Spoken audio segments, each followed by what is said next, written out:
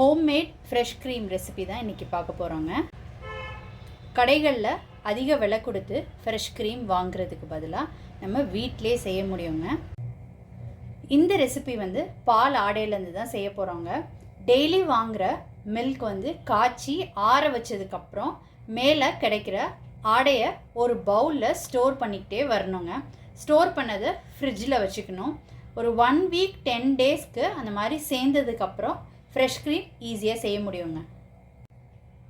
இன்றைக்கி உள்ள பால் ஆடையை நான் ஒரு பவுலில் சேர்த்துக்கிறேங்க.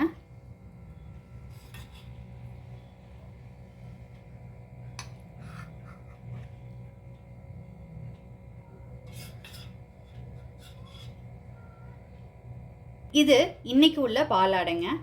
இந்த பாக்ஸில் உள்ள ஆடை 1 வீக்காக டெய்லியும் எடுத்து ஃப்ரீசரில் ஸ்டோர் பண்ணி வச்சுருந்ததுங்க.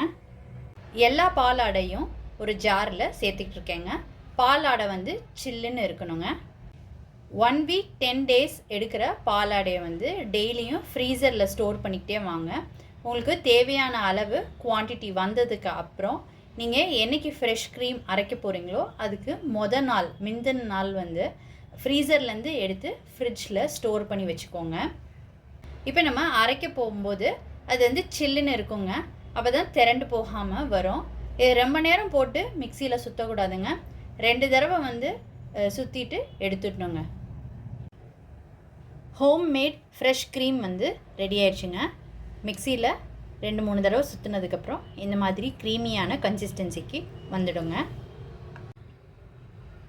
இந்த மாதிரி ஃப்ரெஷ் க்ரீம் ரெடி பண்ணி வச்சுக்கிட்டிங்கன்னா கிரேவி ரெசிபீஸ், சூப்ஸ், டெசர்ட்ஸ் எதுக்கெலாம் ஃப்ரெஷ் க்ரீம் தேவைப்படுதோ அதுக்கெலாம் யூஸ் பண்ணிக்கலாங்க.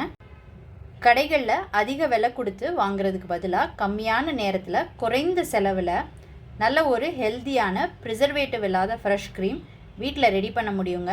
அதனால் நீங்களும் கண்டிப்பாக ட்ரை பண்ணி பாருங்கள். ரொம்ப சிம்பிள் அண்ட் ஈஸி ரெசிபி தான்.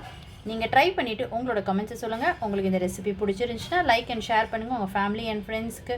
டேஸ்டி டிஷ் பை சேது பல்லேப்பன் சேனலை சப்ஸ்கிரைப் பண்ணுங்கள். நோட்டிஃபிகேஷன் பெல்லை கிளிக் பண்ணுங்கள் for more videos. Thanks for வாட்சிங்.